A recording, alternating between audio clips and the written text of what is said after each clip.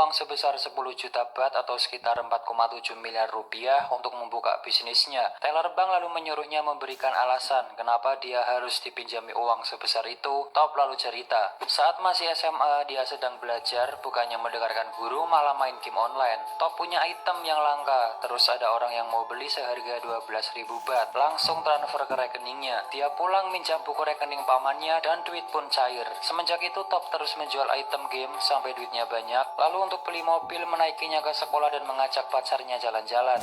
Pulang ke rumah, orang tua Top memarahinya, dapat uang dari mana, dituduh ikut taruhan bola. Top menjelaskan semua itu dari hasil ngegame, orang tuanya nggak percaya, dan ibunya meminta Top belajar saja, nggak usah aneh-aneh. Tapi Top bodo amat terus main game sampai lulus sekolah. Dia melihat hasil tes masuk universitas negeri, tapi nggak lolos. Tanpa ada rasa sedih atau kecewa, langsung lanjut main game lagi. Singkatnya dia beli PS dan DVD player. Pulang ke rumah, orang tuanya memarahi Top karena nggak lolos tes masuk PTN. Tapi Top meyakinkan orang tuanya masuk PTS nggak apa-apa, sama aja. Ayahnya marah karena cuma ingin Top kuliah di PTN, karena di PTS itu biayanya mahal guys. Ayah ibunya pun berdebat masalah keuangan untuk nanti kuliah Top. Top di kamar melihat sisa tabungannya menipis dan akun gamenya juga keblokir karena kedeteksi untuk komersil. Dia bingung lalu melihat DVD player yang tadi dibeli. Top kemudian kembali ke toko untuk membeli banyak DVD player. Dia menawarnya sampai deal dan nanti akan dijual kembali. Di rumah, Top menunjukkan DVD player ke Pak Aman dan ibunya, tapi saat dinyalakan ternyata itu barang rusak guys. Dia kembali ke toko ngomel-ngomel ke penjualnya minta garansi pengembalian uang, tapi nggak ada karena itu DVD player bajakan, kalau rusak ya beli baru. Top marah karena nggak diberitahu dari awal lalu membanting ke atas etalase sampai pecah. Penjual marah menampar Top, dia mau dipukul, tapi langsung lari terbirit-birit.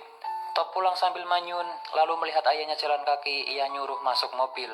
Ayahnya bilang, bisnis itu nggak gampang, jangankan anak kecil, orang dewasa saja banyak yang gagal. Dan menyuruh Top lanjut kuliah, dimanapun terserah, sambil memberikan uang, tapi Top menolaknya guys. Malam harinya dia mengambil jimat ayahnya dan dijual 100.000 baht, uang itu digunakan untuk masuk PTS. Singkatnya Top sudah masuk kuliah, tapi saat di kelas dia nggak mendengarkan, malah menyuruh temannya ngerekam suara dosen mengajar dan keluar kelas. Dia pergi ke tempat pameran mesin, lalu melihat mesin penggoreng kacang otomatis. Kata salesnya, mesin itu belum ada yang punya di Thailand. Mendengar itu, Top langsung semangat ingin membeli mesin itu, padahal harganya mahal. Di rumah, Top dimarahi lagi karena membawa mesin itu, tapi Top bilang hanya menyewa seharga 50.000 baht. Top lalu bertanya-tanya ke penjual kacang goreng bagaimana cara membuat kacang goreng yang benar, lalu mencatatnya. Sedangkan temannya di kampus menelepon Top suruh masuk tapi gak diangkat. Top sudah mendapatkan resep membuat kacang goreng yang enak. Ia menyuruh pamannya mencicipi, ke ibunya juga dan kacangnya enak guys. Top langsung mencari tempat jualan di mall. Dia bersama pamannya dengan semangat membawa gerobak dan kacang ke tempat jualan. Saat mall dibuka, ramai orang tapi nggak ada yang beli. Pamannya sudah teriak-teriak juga nggak ada yang beli. Mereka terus berusaha agar ada yang beli. Top di pasar ngantar pacarnya belanja. Dia mengamati orang jualan, gimana caranya biar ada pembeli. Top langsung mencatat kata bonus, lalu diskon. Saat ngobrol dengan pacarnya, Pak Mantop menelepon bilang dagangannya nggak laku. Sudah melakukan apapun tapi tetap nggak ada yang beli. Saat menunggu pacarnya di depan toilet, Top melihat orang minta sumbangan dan di situ banyak yang memberi. Dia langsung berpikir, ternyata tempat juga berpengaruh agar ramai yang datang. Top langsung meminta pindah tempat karena sebelumnya banyak saingan. Dia pun boleh pindah di pintu masuk mall. Saat di kelas sedang ujian, dia kebingungan mengerjakan soal. Lalu teleponnya berbunyi, Top langsung mengambil HP-nya dan minta izin ke pengawas untuk mengangkat. Tapi nggak boleh, nanti bisa dianggap berbuat curang, lebih baik dimatikan. Tanpa pikir panjang, dia langsung keluar kelas memilih mengangkat teleponnya daripada ikut ujian. Ternyata pamannya yang nelpon bilang dagangannya laris. Top langsung membawa kacang lagi, benar saja, ramai pembeli sampai kekurangan kacang. Top lalu bilang ke pamannya akan buka cabang lagi. Dia buka cabang dan sudah punya karyawan guys. Saat itu juga pacar Top datang bilang intinya kuliah dulu baru nanti kerja demi masa depan kita. Tapi Top cuma diem. Besoknya Top masih bandel gak masuk kuliah dan ditelepon temannya dia dipanggil dosen karena terancam mau dikeluarkan. Tapi Top gak ngurus, dia tetap jualan. Di tempat jualan, Top dimarahi pemilik mall karena asap dagangannya itu mengotori plafon. Dia diancam akan dibatalkan kontraknya. Tapi Top berjanji akan mengecat ulang plafon, lalu dia diberikan syarat besok harus selesai. Kalau enggak, kontrak batal. Top langsung ngecat ulang plafon dibantu pamannya, tapi pengunjung merasa terganggu. Dia kembali dimarahi dan disuruh malam saja ngecatnya. Malam harinya Top kembali ngecat, sekarang dibantu ibunya. Satpam datang bilang mal mau ditutup. Top bilang sedikit lagi. Si satpam masih nggak boleh, sudah waktunya tutup, nanti bisa kena sanksi. Top langsung ngambil uang untuk nyuap si satpam. Satpam menatap ibu Top dan menyuruh anaknya diajari kejujuran serta tanggung jawab. Uang dikembalikan lalu menyuruhnya segera pergi. Top jalan keluar sambil marah karena target pekerjaannya nggak tercapai. Ibunya pun menenangkan sambil bilang ikut saja ibu ke Cina. Karena orang tuanya Top mau pindah ke Cina dan mulai hidup baru guys. Mendengar itu Top tambah marah karena nggak diajak bicara sebelumnya. Top bilang nanti pasti bisa, cuma butuh waktu untuk bangkit. Ibunya nangis dan Top kembali meyakinkan akan berusaha keras untuk membantu keluarga. Besoknya Top foto untuk paspor tapi dia nggak fokus, melamun, dan saat mau difoto dia milih pergi. Dia menemui orang tuanya, bilang nggak bisa ikut ke Cina. Mau tetap di sini, akan bekerja keras dan berjanji akan mengembalikan orang tuanya ke Thailand. Dia pamitan sama ibunya dan ayah Top berkata, kita harus mengawali semuanya, jaga diri baik-baik, ayah sayang kamu, lalu pergi. Top langsung semangat bergegas kembali ke mall untuk mengecat plafon. Tapi Top dihadapkan kabar buruk lagi guys. Beberapa dagangannya dihentikan karena masalah yang sama. Di rumah, Top termenung pusing. Di depan ada tetangga yang gosip. Ia ke gerbang ternyata ada surat pemberitahuan penyitaan rumah. Surat diambil dan dibuang. Saat jalan, Top bertemu pacarnya. Pacarnya sambil marah mendorong Top sampai jatuh. Dia marah karena Top gak pernah menghubunginya lagi. Top langsung meluk pacarnya. Di dalam mobil, Top curhat masalah dagangannya dan si pacar mengajak dia kembali kuliah karena SMA saja nggak cukup katanya. Si pacar lalu memberikan rumput laut kering yang belinya itu jauh, belum banyak dijual di sekitar. Top lalu memakannya, terasa enak dan langsung punya ide. Dia menemui profesor ahli pangan, menanyakan gimana caranya agar rumput laut tetap kering dan gak basi. Dia pun diajari pengemasan yang baik, pakai mesin vakum sehingga oksigen keluar dan lain-lain. Top lalu menjual mesin goreng kacang otomatis dan membeli banyak rumput laut mentah. Rumput laut coba digoreng tapi nggak enak, terus dicoba tapi masih tetap pahit, sampai habis banyak tapi tetap belum enak juga. Top lalu menjual komputernya untuk tambahan modal. Pamannya bilang, susulah ibumu, kamu sudah habis banyak uang tapi belum menghasilkan apa-apa. Tapi Top gak menyerah dan bilang, kita harus terus berusaha. Kita harus yakin akan berhasil. Itu sudah jadi pilihanku. Kita akan sukses. Jika kita sudah mulai, tidak boleh menyerah. Pamannya pun hanya ngangguk. Top ditelepon pacarnya untuk daftar kuliah. Dia mencoba tes masuk kuliah lagi guys. Malam harinya Top pulang, hujan besar membawa masuk rumput laut mentah. Saat di dalam merasa ada yang aneh. Top memanggil pamannya tapi nggak ada jawaban. Dia pergi ke belakang dan ternyata pamannya sudah tergeletak bersimbah darah. Top langsung membawa pamannya pergi dan rumput lautnya kehujanan guys. Di rumah sakit Top bersedih karena satu-satunya orang yang selalu membantunya nggak sadarkan diri. Siangnya Top kembali menggoreng rumput laut tapi masih nggak enak. Terus dicoba masih saja nggak enak sampai di kardus habis. Dia lalu melihat rumput laut yang semalam kehujanan, mencoba menggorengnya dan dicicipi. Rupanya kali ini rasanya enak nggak pahit. Penyebabnya adalah ada embun di dalam bungkus karena semalam kehujanan guys. Pamannya sudah baikan. Top lalu menyuruh mencoba rumput laut hasil gorengannya. Dan ya, rumput laut jadi lebih enak dan gurih. Mereka kembali jualan di mall tapi sekarang ganti jualan rumput laut dan yang beli ramai. Melihat dagangannya ramai, Top menulis 1 juta baht per tahun dan bilang nggak sulit. Ibu Top menelepon menanyakan kabarnya. Lalu ayahnya juga ingin mengajak Top nyusul ke Cina. Dia sudah disiapkan universitas di sana. Top lalu tanya berapa hutang ayahnya dan ternyata jumlahnya 40 juta baht atau sekitar 12 miliar rupiah. Top mendengar itu pun shock. Kembali ke rumah, ternyata di gerbang sudah terpasang tulisan rumah ini dalam proses penyitaan bank. Top lemas, nggak percaya kejadian yang menimpa keluarganya. Sambil sedih, dia membersihkan foto keluarga, lalu melihat ada wadah obat di balik foto orang tuanya. Ternyata itu obat tidur, dia pun tambah sedih. Top lalu memutar kembali suara dosennya waktu itu direkam. Isinya itu tentang motivasi. Jika kau berpikir kaya, maka kau akan kaya. Jika kau berpikir sukses, maka kau akan sukses. Gitu intinya. Diulang-ulang terus. Sambil dengerin itu, Top ke 7-Eleven beli camilan. Saat jalan keluar, dia melihat ada 2 7-Eleven, langsung punya ide masuk ke dalam, minta nomor telepon kantor pusat. Di rumah dengan semangat, Top langsung menanyakan gimana caranya menjual produk di 7-Eleven. Top langsung ke kantor 7-Eleven, dia menunggu giliran dipanggil. Di sebelahnya ada orang yang juga akan memperkenalkan produk. Top melihatnya dan kembali punya ide. Di toilet dia langsung latihan seperti orang tadi.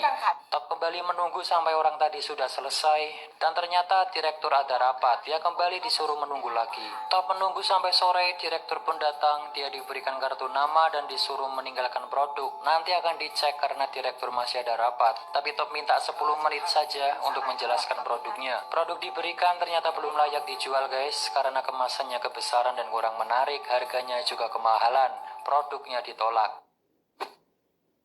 Top kembali ke rumah sambil lesu, ada pacarnya menunggu. Dia marah karena waktu itu Top cuma daftar kuliah tapi aslinya nggak masuk. Pacarnya pun menasihatinya, harus kuliah, itu keinginan orang tua. Jadi pacarnya ini sangat ingin Top kuliah, kalau nggak kuliah nggak akan sukses gitu intinya guys. Si pacar juga bilang jika butuh uang dia bisa minta orang tuanya untuk bantu. Karena Top ini orangnya nggak suka minta-minta, dia pun marah lalu masuk, kunci gerbang dan meninggalkan pacarnya. Dia pun nangis. Malam harinya Top lusuh lemas, tidur di samping pamannya sambil nangis dan curhat. Dirinya begitu brengsek, pacarnya sungguh mencintai dan mengkhawatirkannya, tapi Top malah membuat kecewa. Pamannya pun menenangkannya. Esok harinya dia masih nggak menyerah, langsung pergi ke tempat cetak kemasan, menyuruh membuatkan desain yang bagus untuk produknya. Dia minta nama produk diganti yang bagus, tapi kata si pria, nama produknya sudah bagus. Tao Kainoi, artinya pengusaha muda. Singkat cerita, produknya sudah jadi sesuai omongan direktur dan kembali ke kantor 7-Eleven. Tapi ternyata direktur jadwalnya sangat padat. Top nggak apa-apa, dia akan menunggu. Dari siang sampai setengah 4, sampai ketiduran, sampai sore pun direktur gak keluar, padahal mondar-mandir guys. Top merasa gak ditanggepin, akhirnya pergi. Di lift, dia memberikan produknya ke satpam dan pergi. Top pergi, si direkturnya keluar nyari Top. Dia bersedih, merasa gagal dengan tujuannya dan menelepon ibunya, bilang akan menyusul ke Cina. Di lift ada karyawan melihat produk Top, dia tertarik dan mengambilnya, memberikan ke resepsionis, memakannya dengan lahap, dan memberikan ke koleganya karena rumput laut itu sangat enak guys. Ibunya Top bilang, ibu akan selalu mendukung Top, jangan menyerah, kamu akan memiliki masa depan yang indah. Si direktur masuk ke lift dan lihat produk Top sisa 1, dia sepertinya tertarik. Top dipanggil ke kantor guys, produknya diterima tapi ada syaratnya. Dia harus membuat 72.000 bungkus dan mengirimkannya ke 6.000 cabang 7-Eleven. Juga harus dicek kebersihan pabrik tempat produksi. Jika syarat terpenuhi, produknya diterima sepenuhnya. Top pun setuju. Di rumah dia kebingungan gimana caranya bikin 72.000 bungkus dan di mana dia harus menunjukkan pabriknya, sedangkan dia nggak punya pabrik. Nah kembali ke awal tadi guys, ternyata dia ke bank mau pinjam uang 10 juta bat itu buat bikin pabrik dan rekrut karyawan. Teller bank melihat dokumen Top, ternyata umurnya masih 19 tahun. Top dipuji, masih muda, sangat bersemangat, bagus. Tapi bank gak bisa meminjamkan uang karena belum cukup umur. Dan keluarga Top juga punya hutang 40 juta bat, dia pun cuma diem. Di mobil Top sedih, lalu menyalakan musik dengan keras dan teriak kencang di dalam. Top kemudian menjual mobilnya dan memutuskan untuk terbang ke Cina menyusul orang tuanya. Di bis, dia melihat tiket pesawat, langsung memukul gembok ruko lalu membuka pintu. Ternyata Top masih nggak nyerah guys, dia ke toko bekas orang tuanya yang dalam proses penyitaan bank. Di tempat itu, dia akan mendirikan pabrik. Dengan hasil uang jual mobil dan tabungannya, dia gunakan untuk modal usaha. Saat di stasiun mau masuk ke kereta, Top melihat pacarnya sedang asik dengan teman. Kereta datang, ternyata dia sudah gandengan tangan sama cowok lain. Top hanya dia memandanginya sampai nggak ingat mau masuk kereta. Kembali ke pabrik, Top sudah merekrut karyawan dan sedang menyiapkan pabrik untuk inspeksi. Pabriknya dinamai Tao Kainoi. Direktur datang bersama orang yang ngecek kelayakan pabrik. Pabriknya dicek dan si Pakman menyuruh Top nyokok saja agar disetujui. Tapi dia menolak karena gak mau ibunya dikatain lagi gak mengajarkan anaknya kejujuran. Pabrik dicek ke dalam dari lampu, penggorengan, pengemasan, dan lain-lain. Selesai mengecek, direktur mengatakan pabrik belum sesuai standar. Masih banyak kekurangan seperti lampu yang gak ada tutupnya, itu bisa ada debu jatuh ke makanan. Wastafel harusnya pakai keran di kaki, lalu saluran air belum benar. Alkohol yang digunakan bukan untuk cuci tangan tapi itu untuk luka dan lain-lain. Top pun berjanji akan memperbaiki semuanya.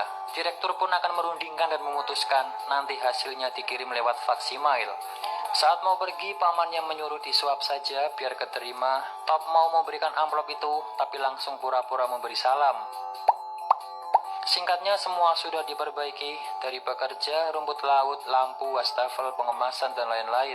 Mesin fax email pun berbunyi dan itu surat dari kantor, tapi suratnya nggak sempurna karena printer habis tintanya. Dia pun menerawang keluar, dilihat-lihat, diterawang-terawang, diraba, ada tulisan gede sendiri terlihat, disetujui. Melihat itu Top pun senang. Target 72.000 bungkus sudah terpenuhi, semua orang bergegas memasukkan ke truk untuk dikirim ke distributor. Top langsung memeluk pakmannya dan berterima kasih sambil bilang sudah menghabiskan apapun yang dimiliki. Jika ini gagal, kita nggak punya apa-apa lagi. Top akan kuliah dan nggak keras kepala lagi. Dia langsung bergegas masuk truk. Sampailah di gudang penyimpanan. Dengan semangat Top menemui kepala gudang, tapi ternyata sudah telat sejam, nggak boleh masuk guys. Top memohon cuma terlambat sebentar, tapi masih nggak boleh. Top sangat memohon karena nasibnya bergantung pada produk itu. Kepala gudang melihatnya, merasa kasihan, akhirnya diperbolehkan masuk. Dia pun sangat senang, saking bersemangatnya sampai mimisan guys. Produk rumput lautnya pun akhirnya dimasukkan. Top lalu nelpon orang tuanya, dia minta maaf dan bilang, ayah ibunya nanti bisa kembali pulang. Dia pun nangis. Dijelaskan 2 tahun setelah kerjasama dengan 7-Eleven, Top bisa melunasi hutang ayahnya 40 juta baht dan bisa kembali menempati rumah bersama orang tuanya. Setelah 2 tahun, Top kembali ke bank mengajukan suntikan modal. Dia pun menunjukkan rencananya membangun pabrik yang besar. Dijelaskan saat ini tahun 2010, Top memiliki 2.500 karyawan, mengirim produknya ke 6.000 cabang 7-Eleven, mengekspor camilan rumput lautnya ke 27 negara di dunia. Top juga sudah memiliki perkebunan rumput laut di Korea Selatan. Pendapatan Top tahun 2010 sebesar 1.500 juta baht atau 450 miliar rupiah. Saat ini Top berusia 26 tahun. Top sudah sukses guys. Dia bareng pakmannya naik pesawat, main game, senyum-senyum dan ada kutipan motivasi. Jangan patah semangat walau apapun yang terjadi. Jika menyerah maka habislah sudah. Top itipat dan cerita pun selesai. Film ini penuh motivasi yang bisa kita pelajari ya guys. Pertama, ketegasan si Top, kegigihannya, semangat mewujudkan impian, mau belajar, suka bertanya, tapi untuk kebaikan dirinya, bukan tanya masalah hidup orang lain, pantang menyerah, tidak takut mencoba hal baru, ambisius, selalu memperbaiki diri dari kesalahan, dan percaya, semua Semua akan indah pada waktunya.